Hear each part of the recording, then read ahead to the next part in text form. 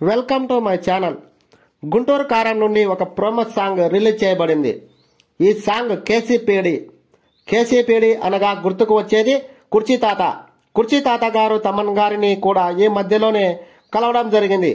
తమన్ గారు కుర్చీ తాతకి కొంత అమౌంట్ కూడా సహాయం చేశారని కుర్చీ తాత గారు ఈ మధ్య కాలంలోనే చెప్పడం జరిగింది. ఈ సినిమాకి వస్తే గుంటూరు కారం టైటిల్ తగ్గట్టుగానే ఈ సినిమా ఉంటుందని చెప్పవచ్చును. గుంటూరు కారం సినిమా త్రివిక్రమ్ దర్శకత్వంలో మహేష్ బాబు గారు హీరోగా, శ్రీలీల హీరోయిన్ గా నటించనుంది.